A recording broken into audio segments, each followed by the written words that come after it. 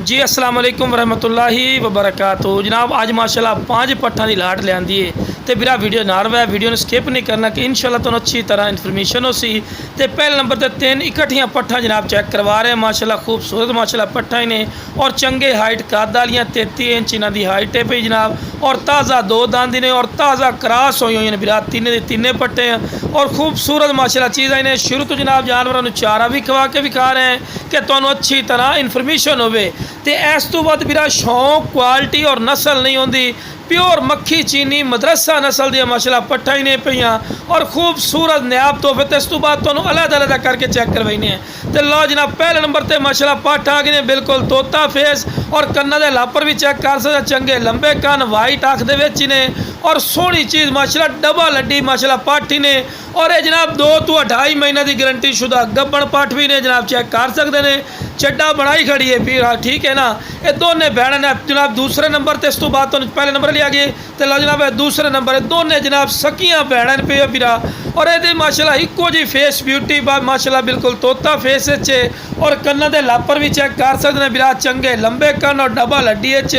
जिंदा वजन ही किते 40 kg माशाल्लाह जिंदा वजन है। ये भी बिरा गब्बन है पई लेकिन ये बिरा सौदा खाली दो सी लेकिन ये भी 100% गब्बन है पई ठीक है बिरा क्योंकि जो भी गल करांगे इंशाल्लाह वाजे और खरी गल करांगे क्योंकि असली हमने अयालियां को अयाली होंगे जेडे बकरियां च रहिंदे ने। ते लो बिरा हुसन और खूबसूरती दी माशाल्लाह अखीर हो गए बिल्कुल तोता फेस चंगी झालर ऐ वेखो जी फेस ब्यूटी बकरा दी भी नहीं होंदी ते कन्ना दे लापर भी चेक कर सकते हैं भी चंगे लंबे कान ताज़ा 2 दांद ने ते हवाने चड्डे दी अगली साइड ते माशाल्लाह झालर चेक करो बिरा ये नस्ली चीज़ की निशानदेही होंदी और गब्बन भी है भी हवाना चड्डा बनाई करिए और सारे मालूम करा रही है लेकिन बिरा ਇਹਦਾ सौदा भी ਇਹਦਾ खाली होना ने खाली का सौदा होना ने। तो पट्ठ की फिर वेल चेक करो आम इतनी बकरियां वड्डियां दी फेल नहीं होती लख रुपये बकरियां होंगी ना उन्होंने की वेल इस तरह नहीं होती जिमें माशाल्लाह की वेल ही ने और दुम बिल्कुल तीर वाली कर सीधी बिल्कुल बराबर का थला कोई ऐसा पॉइंट नहीं जोड़ा बिरा इन्हों का कम होवे। और जनाब लो बिरा शर्तिया 100% गब्बन पाठी ने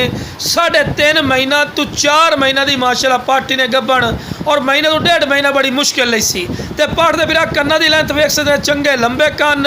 और तोता फेस ने माशाल्लाह और ताज़ा 2 दांत 4 दांत हो रही है। तो लो बिरा सार भी खा रहे हैं और अमाना चड्डा भी माशाल्लाह फुल बनाई खलोती ने और बिल्कुल तैयार है महीने 1.5 महीने बाद इंशाल्लाह ने बच्चे दे देने। तो लो बिरा उस तो बाद माशाल्लाह आ गए ने आखिरी नंबर पर दोने सकियां भैन इन पईयां और ये भी जनाब 2 तो 2.5 महीने की गब्बन पाठी ने पई बिरा और यदि माशाल्लाह बिल्कुल तोता फेस चंगे कन्न दे लापर इन पे और वेल भी चेक कर सकते हैं चंगी लंबी वेल दुम बिल्कुल तीर वाली कर सीधी और बिल्कुल बराबर का थला और माशाल्लाह हर पॉइंट जबरदस्त। लो बिरा इस तो बाद फेस ब्यूटी चेक करो बिरा कमाल दी फेस ब्यूटी ने कन्ना दी लेंथ माशाल्लाह अखीर दी और ताज़ा 2 दांत वेखो जी दोने सकियां भैन ही ने ते हवाना चड्डा फुल बनाई खड़ी है बना बिरा चेक कर सकते हैं और ये जनाब 100% इंशाल्लाह गब्बन पाठी ने। तो इस तो बाद जनाब रेट ही बिल्कुल जायज़ और मकूल वेखो जी सारे मालूम करा रही है। तो यह बिरा पट्ठा जड़ियाँ पंजे दी पंजे कोई लई सी इंशाल्लाह रेट थोड़ी सोच तो भी घट